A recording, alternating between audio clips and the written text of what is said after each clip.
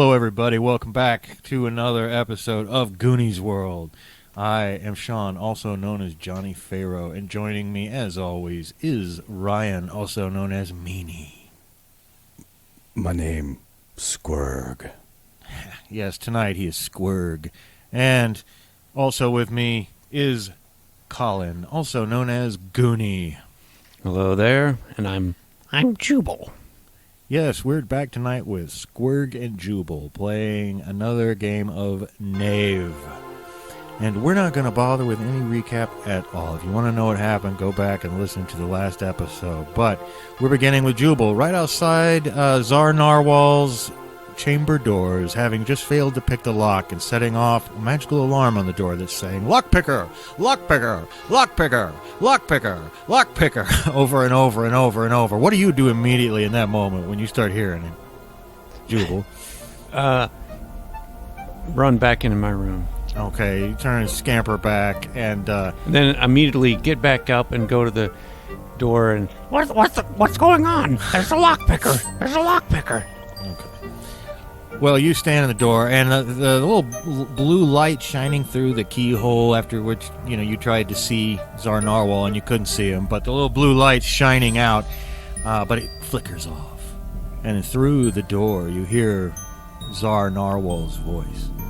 It says, "Oh, my. I thought you might try something like that. Well, curiosity killed the cat, as they say." And suddenly, Jubal, your head just begins to pound with agony as it morphs in shape. Of course, you're watching this happen, Squirg. And Jubal's head is twisted and transformed and polymorphed into that of a cat. Since you are so curious, you may share your feline friend's face as well as instincts. Please, I'm sorry, sir. I was just... I couldn't help it. I was overcome by curiosity. Please, don't leave me with this cat's head. I am incredibly interesting, but you are lucky you did not see my true form. Now, you are lucky that you have the cat's head and are not splattered into greasy bits all down the hallway. And Mr. Squirg, I would appreciate if you would keep a closer eye on your little friend in the future. Yeah, I'm so sorry, Mr. Narwhal. I didn't know what he was going to be doing. Very well. Let your new face be your punishment. Is it permanent? Is it forever? That shall be seen. Oh, Now, no. get some sleep. And I must go back to sleep amongst the... Well, never mind. See, there you go again. You get my curiosity going. I can't help it. Well, luckily for you, that is all that happened. And you guys can try to get some sleep that night. I have to look in the mirror. Is there a mirror around? Yeah, I think there should be a mirror in here, sure. Yeah, you got a nice big look. I'll even let you decide, what kind of cat head. Is it like sleek, or is it like one of those long-haired Fu Manchu type cats, or what type of cat head do you picture yourself with? It'll probably match his personality and coloring, probably. Well, since I said he wears patched clothing, maybe he's kind of one of those cats that kind of looks like, that they would call patches or something, Yeah, totally. Different colors, like all over his face. Yeah. Well, yeah, it's definitely... It looks permanent. I mean, you feel pretty normal. You can talk. Aki couldn't talk, but for all you know, he couldn't talk before they gave him an ass's head. And you just feel glad it's not an ass's head or a pig's head or something worse. Well, I'm prepared to go forward with this. But I'm not a cat. Well, it might be something you have to explain to people a lot, but I'll assume you get some sleep that night. At least you try to, because Squirg, after Jubal falls asleep, he purrs so loudly. It's like this big, giant-sized purr that after a while you fall asleep, but you're in no great mood when the red sunbeams slant in through the windows in the morning and shine across your eyes and wake you guys up. It feels all too early to Squirg, whereas Jubal has slept like a little kitten. And there's already a hearty breakfast in here. I don't know if you want to eat more food, but one you've already got one homunculi inside of you, forcing you to do Tsar Narwhal's bidding. I don't know what harm another would do, but you guys can partake in the hearty breakfast if you wish. Well, Squirg is just gonna, chow down. He doesn't give a fuck. No, and obviously, due to his physique, I think he's a man who enjoys his food. Oh, yes. Oh, yes. But Jubal, would you like to take a bite? Yes, do you have anything dairy? Finally thinking some old glass of milk and some fish. The unseen servant must be listening, because the door opens and a silver platter floats into the room. It's covered, and it's placed down upon the little table. Would you like to open it? Yes. A bunch of mice run out and scamper all across the room. Do you want to go pounce on one and eat one? Oh, yeah, I will. Oh my. Okay. Well, let's roll your dexterity bonus. I think yours is a +4. 4, yeah. Yeah, and you need a 15, so you need to roll an 11 or more. And then you can pounce on a mouse. I rolled a 6. Oh, I rolled. I rolled 19. Oh, well, you don't pounce. Well, you do pounce on the mouse. Yes, you go. I was rolling low for a minute in my mind. You pounce right on that mouse with a 19, and you grab it, and you're going to put it in your mouth and eat it up. Yeah, I'm going to eat it head first. I'm going to slurp in the little tail, make it really fucking disgusting. Well, You gotta play with it for a little on. while. Oh, yeah. I forgot. I got to bat it around a little bit first. Yeah, you got to bat it around. Now you're in pain. Now I can eat you. Well, I see you struggle a little bit. You have a sense that was meant to rub it in a little bit, but you got the better of him there. But you leaned right into that. It's gonna embrace it for a while. Yeah, well, go ahead. Yeah, would you like to give yourself a bath then before you go? I've got this sandpaper tongue. I'm just gonna start using that and start slurping my skin and Slurping Jubal. Okay, well, after giving yourself a tongue bath, you can exit the tower. The only way you know, though, is that chain you climbed up. I mean, you just got like a house on top of a huge pillar.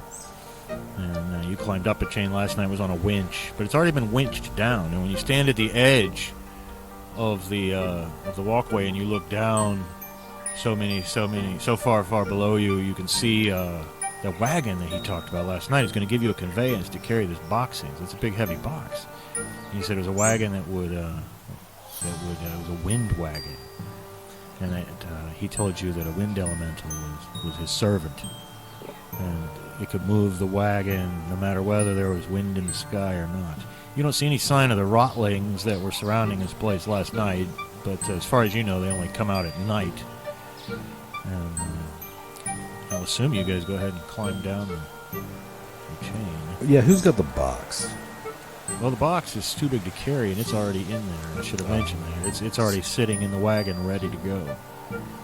And in fact, as you're up here, you see there's a leather bag floating across the yard to where the wind wagon is parked. It must be the unseen servant carrying out your wages.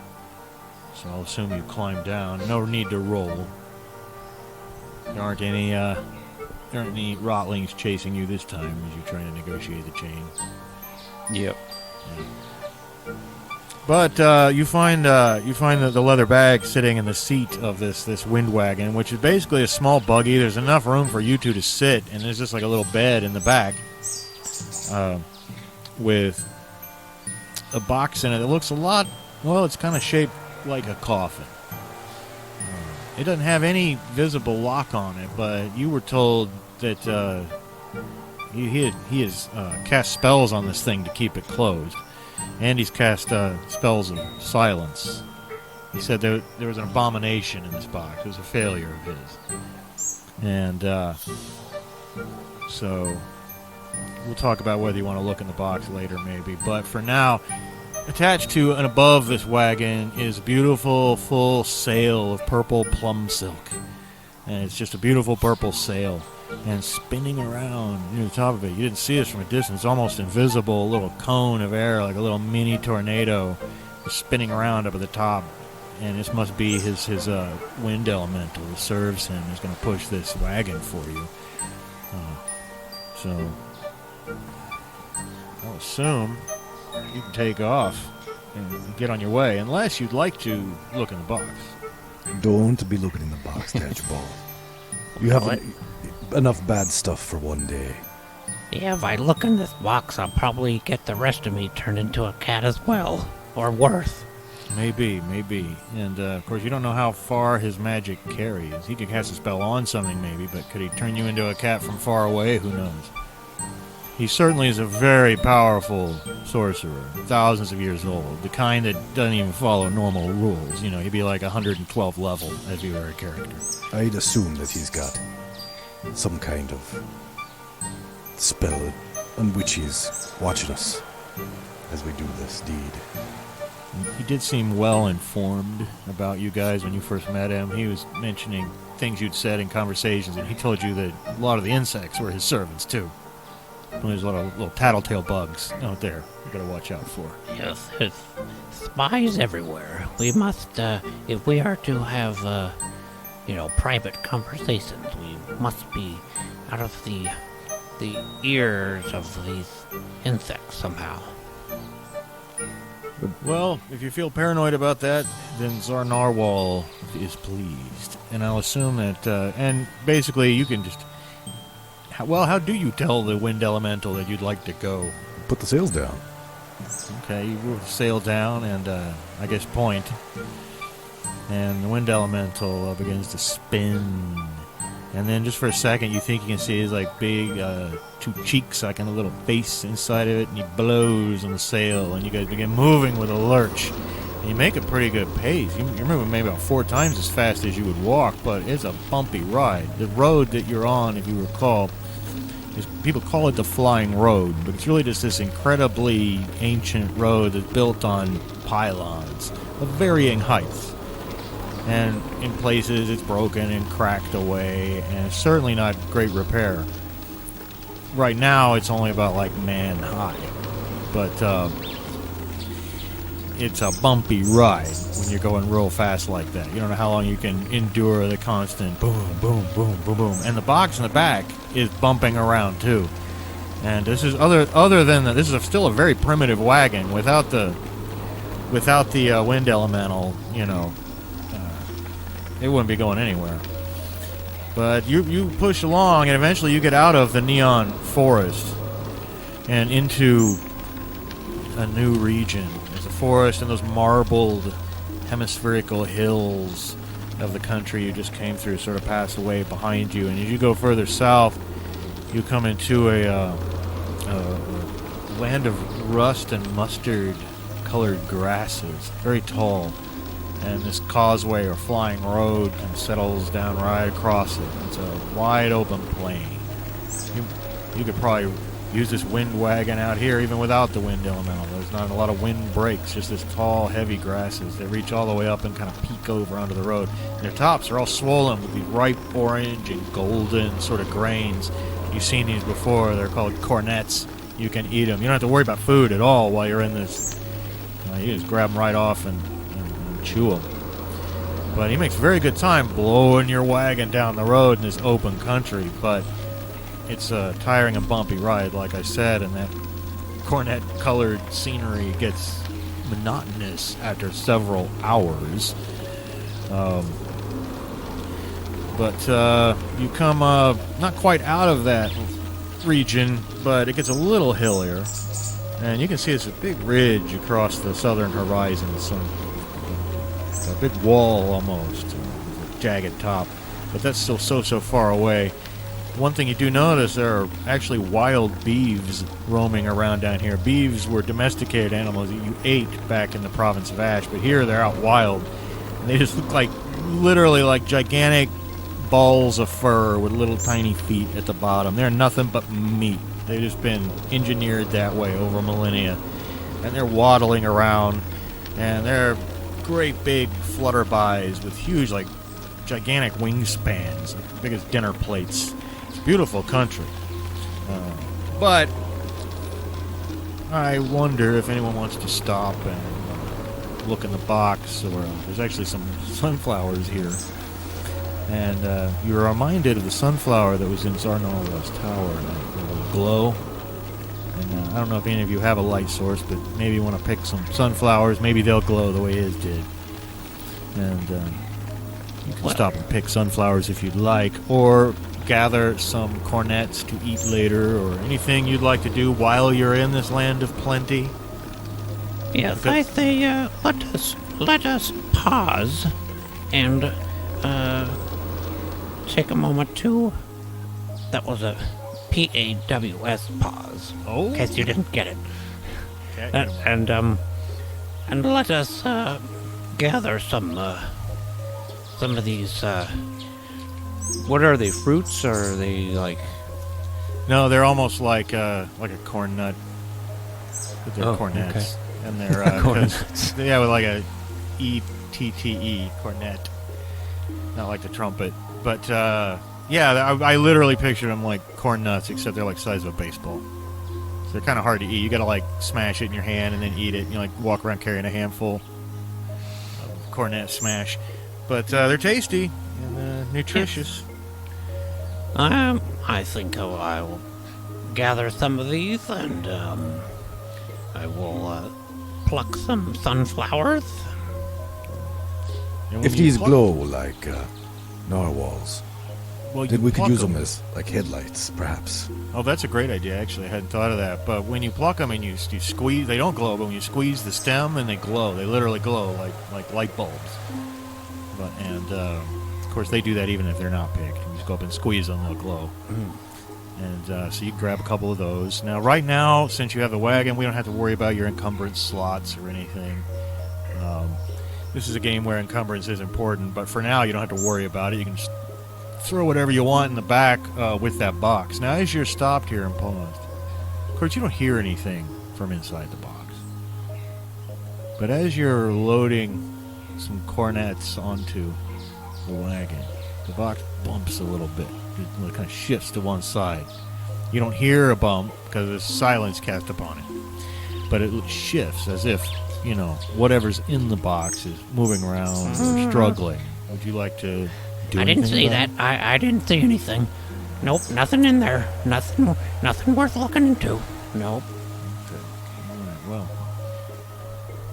your curiosity is mastered for the moment then. He's trying to talk himself out of it. For now, he'll restrain himself. Yes, and I never put a mysterious box in a game without constantly asking, do you want to open it? Yeah, of course. Yeah. Because, let's face it, boxes like these are... Well, they're meant to be closed, but... I was about to say meant to be open, but no, really, they're meant to be closed.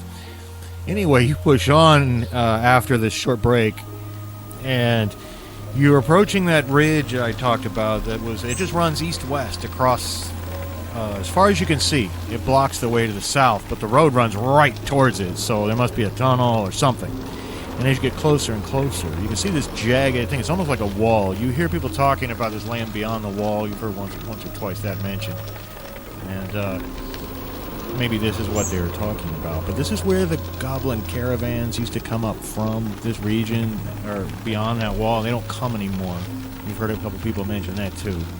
No one's sure why, but that's one of the things that started in on the whole famine where they started eating halflings, which is why you guys left home in the first place. But as you get closer, you do indeed see the road just plunges into the walls, this huge hole. And it looks like super, super dark in there. So maybe your idea of headlights is not a bad one. I guess you could hold them. Do you want to stop and try to like wind some, do some floral arrangements on the front of the wagon? Like, you just want to hold the lights. Is there a way to like attach them to where they're pinched? Like they kind of put them into like a little slot or something. Well, yeah, you could. They have a bit of their stock still on them, so yeah, they're. I don't know about a little slot, but it doesn't take much to hack a little slot with a dagger out of some wood of a otherwise cheaply made carriage. Just a little indentation or whatever, just to if I can kind of fit it right in there to where it's tight enough, so it will make it glow. Yeah, that's a good idea. So yeah, you hook those up like that, and I assume.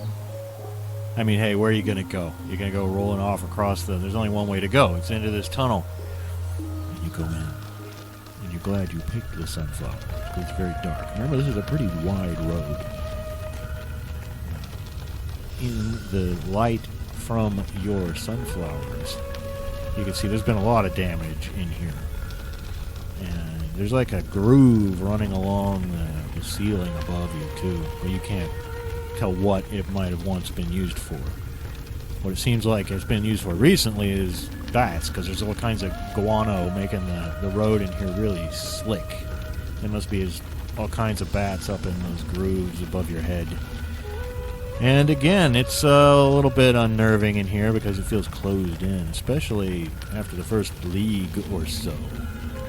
And you just wonder how long you'll be underground. But then up ahead, you see that the road itself is broken. From wall to wall, it's just a pit. It's not a very wide pit. You can see it only goes... I always use the measurement chain in this game, but the chain's 3 feet, so it's like about 12 feet across this pit. And you can get closer to it to see how deep it is, but you don't know how you're getting across that. Well, hopefully our driver, this windy fellow, I hope he sees it.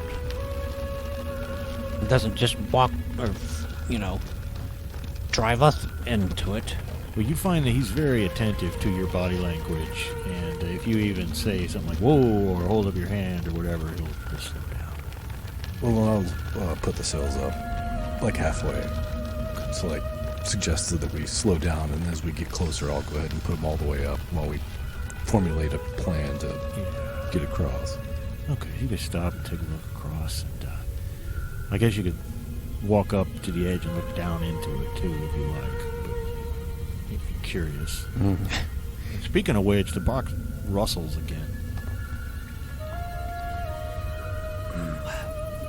Well, I have something else to investigate. Don't tempt me, Box. Now, wait a second. Now, Squirg, do you remember what the wizard's exact wording was? He said, don't open the box, but if there's a way to look inside the box somehow without opening it, maybe that would work. Well, I think you're talking about the difference between the spirit of the law and the letter of the law, if you know what I'm saying. Well, yes, semantics perhaps, but spells are very specific sometimes. Wording is specific, so maybe we could, if curiosity gets the best of me. But right now, maybe I'll just investigate this mysterious pit. I think we should look at the pit. Okay. You guys both want to go over to the edge? I'll go, yeah. Yep. All right, well, you go over to the edge and you look. And you see it's not very deep, but the first thing you see is this what I can only call an octopus man standing at the bottom of a ladder, and the second you look over and see him, he squirts this massive black spray of ink up at both of you guys. Please Roll higher than a 16 on a dexterity roll. You're rolling against his attack. This is to get out of the way. Yes, altogether I have a 19. That's great. You nip like a cat. What about you, Squirg?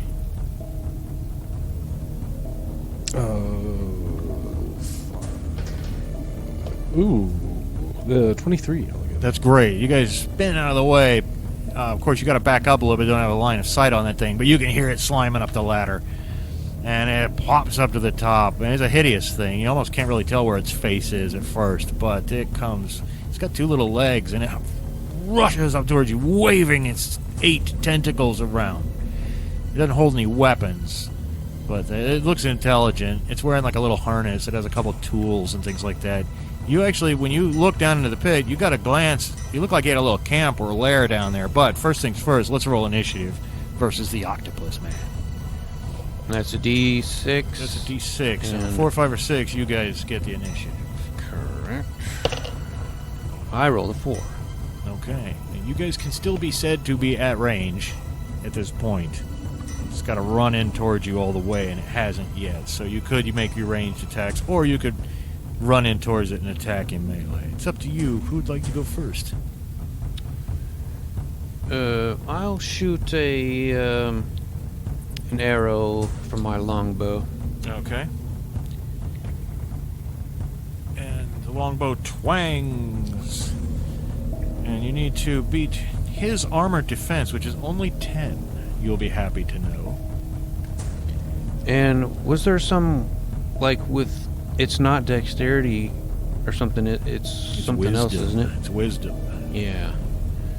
Okay. General awareness of one's surroundings and where things are. 14. Okay, well, that certainly hits the thing. Please roll damage and add an extra d6 because he's got this soft little octopussy skin, and your pointing arrows are just the right kind of weapon against it. Yeah, I think the longbow was the late addition. I don't have the damage. It's for d6. that. And then I add a d6. Yeah, and add a d6.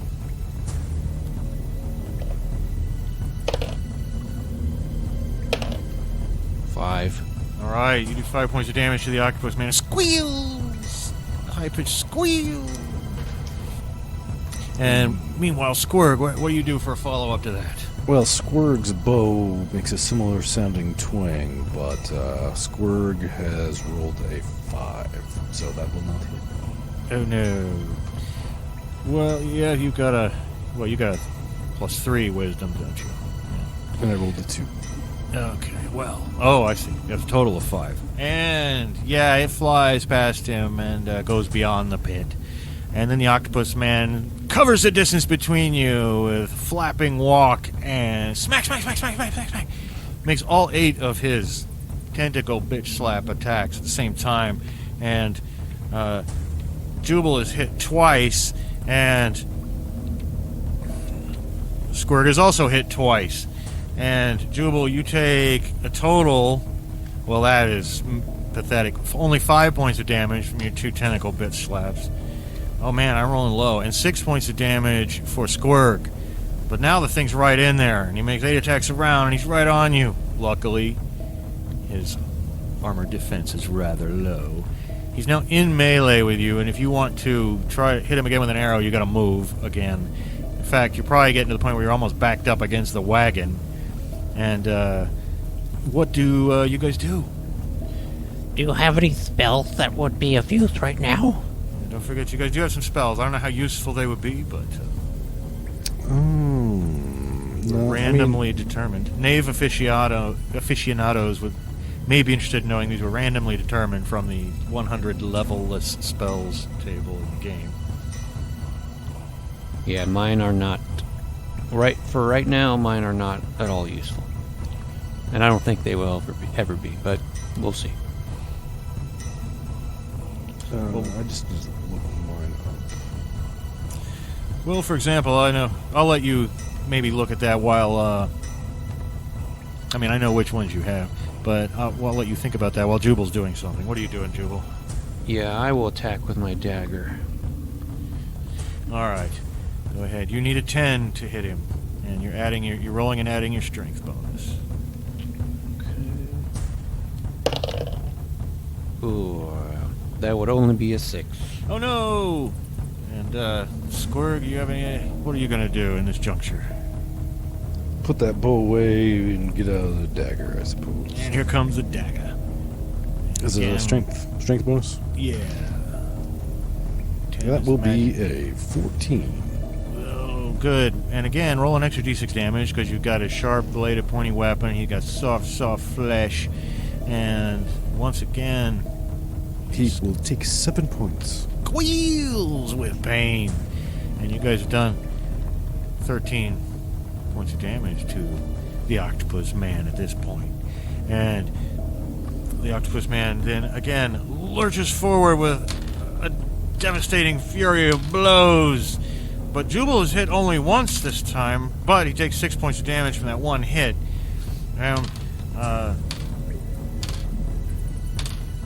Well, twice you are hit, Squirg, and you take a total of only 5 points of damage.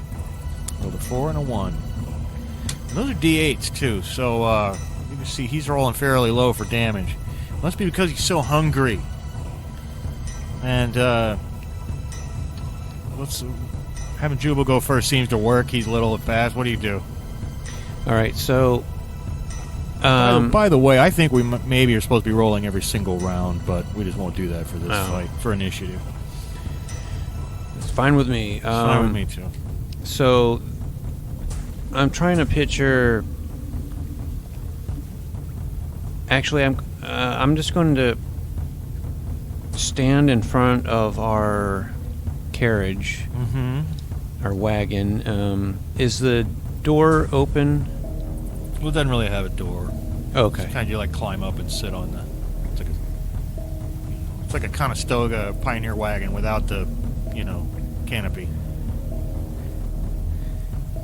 Jubal has the ingenious idea to hold the box and hope that the octopus man is the one that breaks it open while he is attacking me. Okay. It won't be my fault. All right. Well, we'll see how that happens. So you basically scamper out of the way and Yeah. run back towards the box, and leaving Squirg to face the octopus man. So. Well, I'll try to get him to attack me by threatening him, taunting him. Yeah. What do you do? How do you taunt him? What do you say? I'm gonna hiss at him. Oh, like okay. Meow! Come get some of this. Okay. And what do you do, Squirg? I'm going to once again attempt to stab the octopus man with my dagger, but once again I roll a 2. Oh no, terrible. And the octopus man now is free to lay all his wrath upon you. He rolls a 3. He rolls a 3 again. He rolls an 8. He rolls a 13, so there's 1. He rolls a 6. And 17, there's 2. And an 8 again. So he hits you twice. And you take 6. Total of, 10 points of damage. Of course, contrary to the spirit of Knave, these guys got max hit points at every level, and they're 4th level, so they're not suffering as badly as you might think. That would kill a first level Knave character easy. Well, I am down to 11 now, so I'm not feeling real great. Well, really already? I thought you had 32 hit points. Yep, and Okay, I'm down well, to 11. Then you're dead soon. Okay. And, well, you did get healed from last time, remember? Yeah, I started healed back. full. You've taken that much? All right. Okay, well, the octopus man's happy about that. He'd like to eat you because you're flabby. And so, Jubal, it's your turn. Do you want to do anything from over there?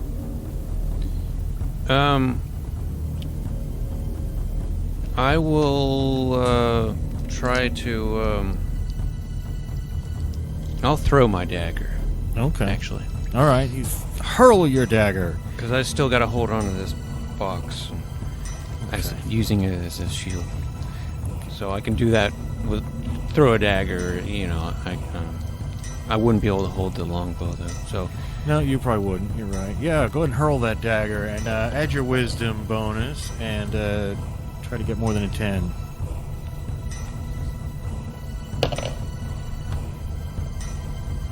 $11.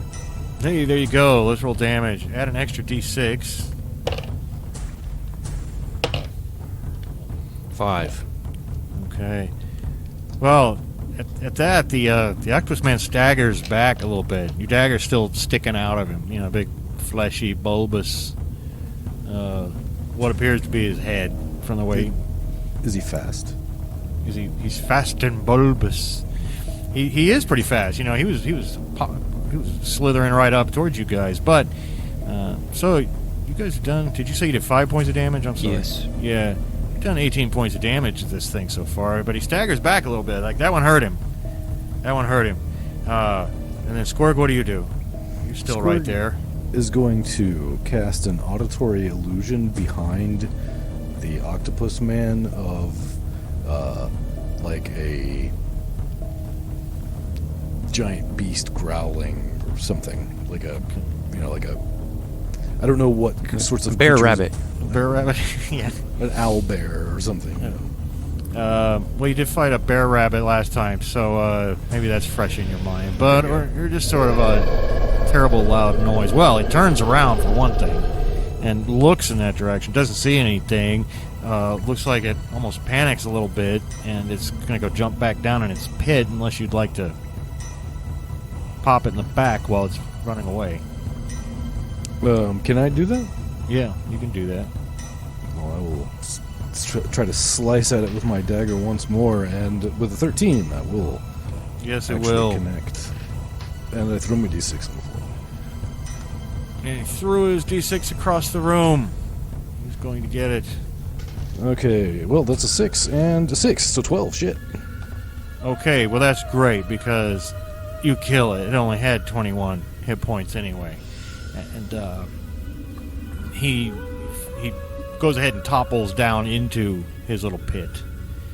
And it's a pretty convincing auditory illusion. It almost might even scare Jubal at first. Anyway, Jubal. Yeah, you see his hair standing up Now, I'll on his say- head. Now, I know you said you were like holding the box and everything, and you were kind of more like hiding behind it because this thing is, you can pick it up if you really had to, but it's not like a little carrying case. It's like a coffin-sized thing. Yeah. And you're not so weak that you can't heft it around.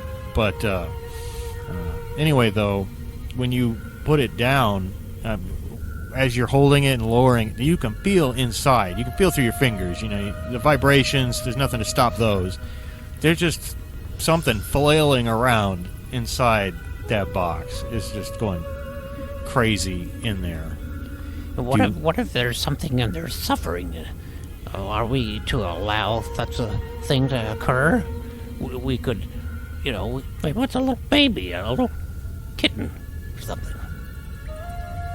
Well, I tend to think that, given the state of Narwhal's person, anything he would create would probably just be a foul abomination.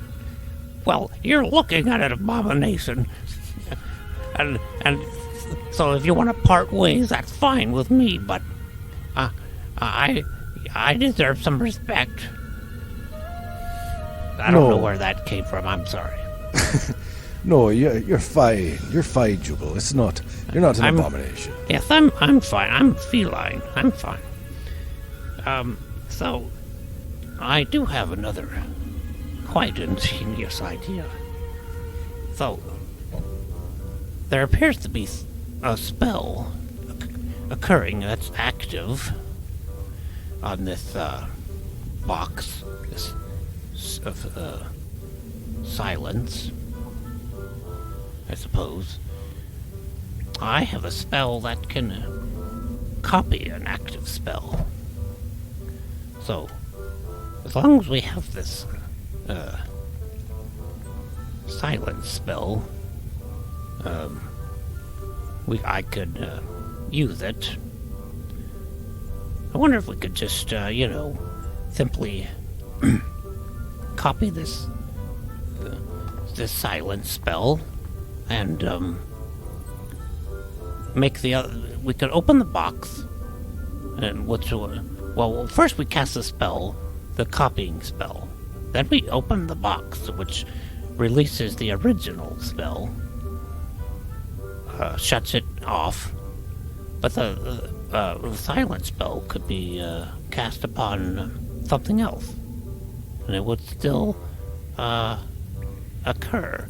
Maybe it'll still, the Tsar Narwhal will never know the difference. Well, how do you know that this elemental ain't giving him updates? Oh, I didn't think about that. It does look pretty stupid, I'll say that.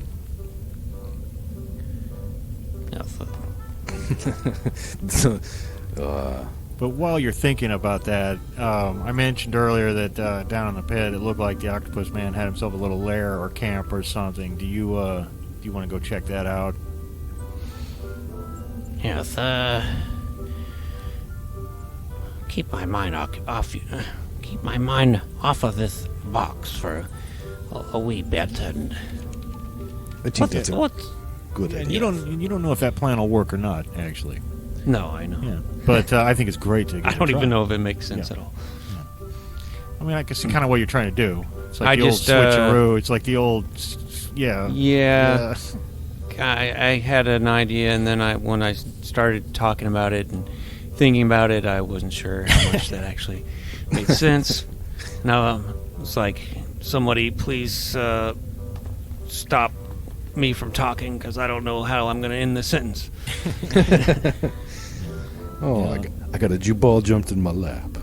What you do in that situation, you just double down and keep talking and make it worse. That's what you do. Yes. Yeah.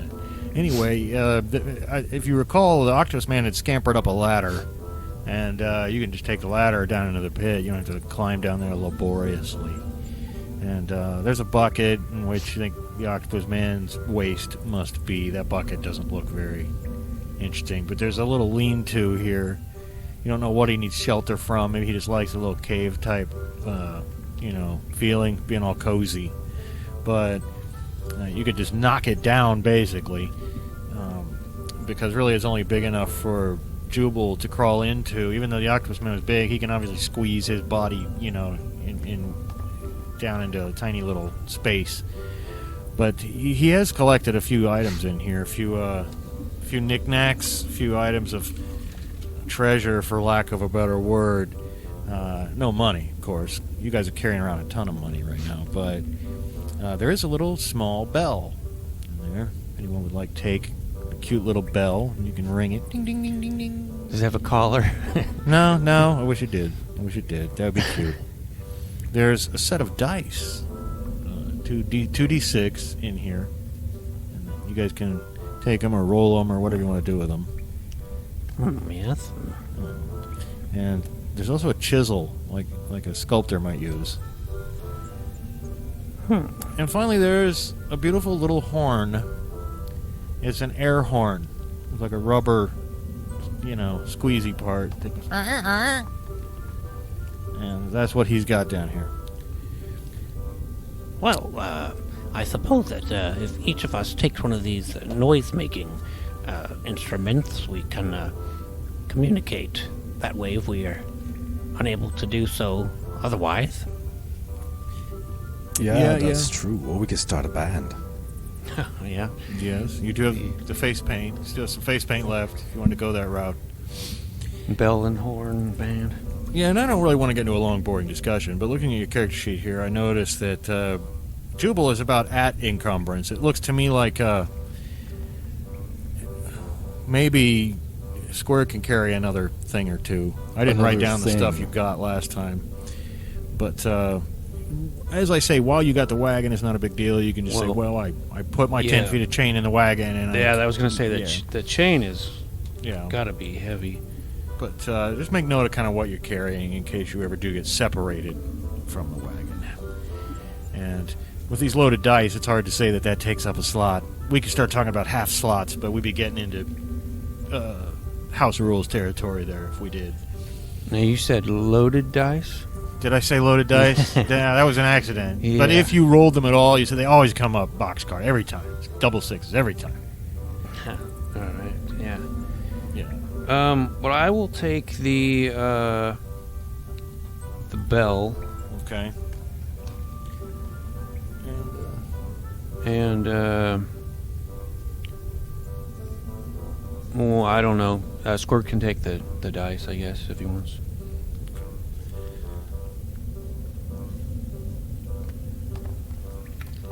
And you're, Squirg, you're not looking too good. I'm not feeling too good either. I'm a little hurt as well. Yeah, you guys have been definitely beaten up by the octopus man. And, no, and you still have the problem of how you're going to get across the... How are you going to get the wagon across the... meanwhile, the box is still sitting there, enigmatically. How wide is the box relative to the width of the wheels? Well, if you tried to turn it sideways, you know, instead of laying forward to back, then the edges would stick off. Well, I was just trying to think, like, if would it be possible to use the box as a bridge? Well, the box isn't big enough. It's like you'd have to get about 12 feet across. But that's a great idea. And this ladder, is this just a wooden ladder? Yeah, it's just a wooden ladder. It's not big enough to roll over. Mm-hmm. I mean, part of you thinks maybe the elemental might blow you over, but it would have to roll. There'd be a risk involved. Well, unless we're gonna spend all fucking day, or possibly longer than a day, trying to engineer a fucking bridge out of no materials. That would be rough. Although you I've do have got- a chisel. I have a chisel and some glue. But, yeah, Let's ask this wind elemental to blow us. I think that's the only way. Or the only reasonable way. Well, whenever you do address it directly, you remember how you kind of saw a little bit of a face in it, like a blowing face when it was working. It seems like it looks back and forth a few times, like over at the ramp and then at the wagon, and you swear it shrugs a little bit, like as if it's saying, "I'll give it a shot." There's a ramp? I meant the pit, not the ramp. Oh, gotcha. I wish there was a ramp. Then you could Duke Boys over. Yeah. Yeah. But maybe you can Duke Boys over anyway, but it's going to be up to the strength of this elemental, whose strength bonus I will tell you after the carriage starts moving towards the pit. And I'll let you guys roll. So whoever's feeling lucky, as you begin to gather momentum, he's... And you're running towards the pit. The carriage is rattling, the box is bouncing around in the back, cornets are flying everywhere, and you need to beat a 15. He has a +8 strength bonus. okay. So, do you want me to roll this since you were rolling twos?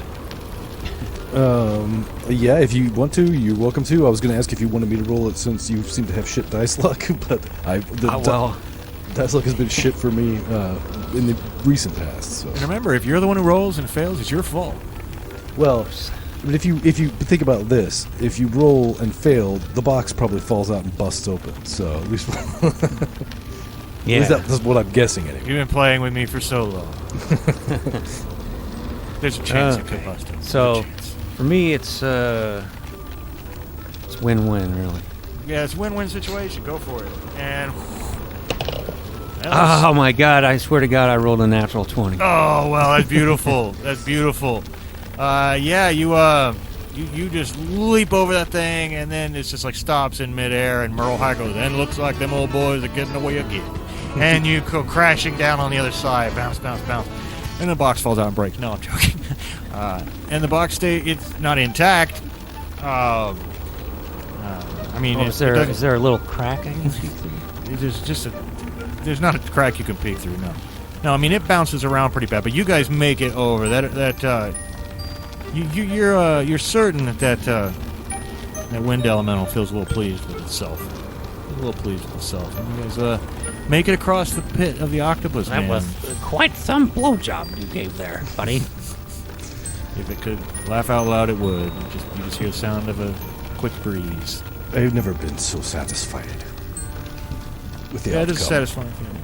Oh, and minor point of correction, it was Waylon Jennings, not Merle Haggard. Waylon Jennings? Oh, you're right. I know that. Oh, Yes. I knew you knew that, but in the moment, that was the wrong name. But did you know that I knew that you knew that? Well, we've talked about it before, so. Yes. Anyway, you know what? I want to get it wrong so I can see. We've never really gotten an email from a listener, so maybe we should start fucking Yeah. things up so we can get some need to- emails. Like, hey, dumb fucker, that was Waylon Jennings. yeah, we need to leave some like little breadcrumbs and some little Easter eggs for real hardcore nerds to write in it. Excuse me, that was wrong. Well, actually... Excuse me, sir, but in consulting the rule book, I have found that you should be rolling initiative every time. Oh man, yeah. If it hasn't happened yet, it's probably not gonna happen because we've made lots of mistakes. Oh yeah, we're mistake makers, but that's okay. We're more interested in the role-playing aspects. But anyway, you guys do make it further on down the road in the tunnel with your sunflower headlights and a battered but still intact box in the back, and a few measly items of treasure from the octopus man, and cornets to eat. And up ahead, slowly but surely, after an interminable ride, you can see a bit of dull red light that must be the sun.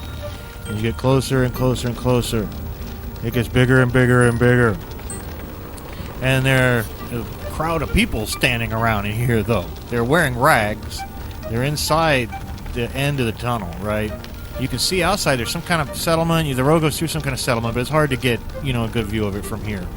The people are like crouched and hiding, and when you approach, they rush off towards the edge, but they don't go out into the town either. They're just like milling about in agony and indecision right around the edge, and eventually they're just cringing and holding their hands over their heads. And one of them finally approaches, and he's walking towards the wagon, into the light, into your headlights, with his hands held up. They're shaking. His hands held up in supplication. His rag covered around. Please, please. Ramming spade. No, do not hurt us. We heard your great bestial cries earlier come echoing down the tunnel, and we are terrified. Whatever sort of demon or sorcerer you are, we beg your mercy. Please, we are just simple refugees from the town. Please let us go. We beg you. They must have heard your audible glamour or whatever it was. Your audible illusion of the terrible beastie echoing down the tunnel, and become quite frightened. And they've never seen this. All they can really probably see is your headlights, right? Yeah. And we can't really shut those off without getting out and taking them off. But no, it's just about 24 wretched-looking people. The town they're talking about must be the settlement you can see outside but all you can basically see from this angle is just more road with the occasional bridge going over it. Fear not, refugees. We are merely travelers on our way. Oh, what manner of strange sorcerous conveyance is this? Oh, well, it's simple, really. It's powered by a wind elemental. Oh my! And these lights are simply sunflower lights. As I come closer, I see now you have the head of a beast. Are you a sorcerer? Well, sort of. Not as powerful as the sorcerer who has done this to me, unfortunately. Oh, you are the victim of a sorcerer. We are victims, too, of the Hobgoths. They have come and taken our beautiful town of Sour Hull, and they've made it their own. We will not follow their rules, so we have hidden here in the tunnel, but we know they will come for us eventually. It's the Hobgoths have come out of the east. They were mercenaries in the Kaijanin Wars, but now that those have ended, and they are without employment. They have come into this territory, and we have sent a messenger sprite to tell Queen Crimson in Sarasarx, but she is so far away. So, as you go through the town of Sour Hull when you leave here, beware of those hobgoths. They are vicious and terrible people, and their patrols are everywhere. Yes. Excuse me. Thank you for the warning. We must be on our way to Sarasarx, and Sarasarx, you... we have a very important mission, of course. Mission? You are Yes. sorcerers. Well, we are at the bidding of the sorcerer. Well, be very careful as you go forward. And if the hobgoths attempt to molest you, just let them. Just let them. There's so many of them. They're bullies. No molesto, is what I always say. I don't want to. I will not stand for any hobgoths taking over. And, can you describe them? What sort of Well, they are very, what do we very, need to worry about? they're just very, very... You can't miss them.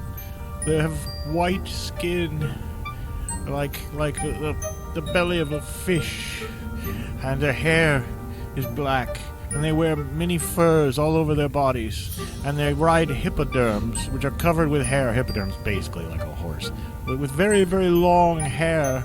They're always with their hippoderms, and their patrols ride about the city of Sour Hull, and the people are forced to do their business and pay extra taxes to the hobgoths. It's terrible. If I were you, I would get through very quickly. You say that you are on a very important mission. What is your mission, if I might ask? We're so starved for news in here. And food. Says, oh yes, we're starved for food as well. Well, I don't see how you could possibly help with our mission unless you know of a way to perhaps cast or get rid of spells. Oh, you need to speak with the anchorite. Yes, the anchorite's terribly mysterious. He lives in the Busted Lands near here. But you would have to go through the city of Sour Hull first, and there you would find that the road, the great flying road, forks off in a great loop, and one loop goes off to the east while the main road continues south, and the great eastern loop breaks off and disappears in the Busted Lands, and there, atop a mountain, lives the anchorite, who's terribly mysterious. He has forgotten more spells than any other sorcerer has ever known. Did you know he's been sitting on top of his mountain for 100 years, contemplating the sound of a tear? He's terribly mysterious. I believe that he would have the power to dispel any curse. Me think this is outside the scope of our duties. Well, but what about this cat's head I have? I mean to get this dispelled some way, some meow. Well, me think that if we complete this mission, then perhaps Tsar Narwhal, he be so happy that we disposed of his abomination that perhaps he will just take it off for you. Yeah, perhaps. Perhaps. Yes, but I'm not putting my faith in such a man that has done this to me and has tricked us so many times already. You know, we've got these homunculi inside of us. Oh my. Perhaps this anchorite person could remove those as well. Oh, the anchorite can do anything. But I tell you, if you see him, would you beg him to help the people of Sour Hull? And I notice you have many cornets in your wagon next to that terribly interesting box. Do you think that could we please have the cornets? I hate to ask, but the children are getting hungry. We sneak into town at night to get food, but it's getting more dangerous, the hobgoths being so wicked. Well, I think that we could spare some cornets. No sooner do the words come out of your mouth than all 24 of these starving people just mob the back of the Be wagon. careful, though. You'll chip a tooth. Yeah, you chip a tooth on those cornets.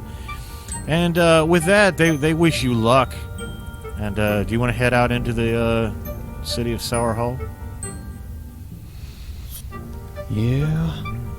Well, you roll out of the tunnel into the what is rapidly becoming twilight. You've been in the tunnel most of the second half of the day, and you can see the town spread out before you.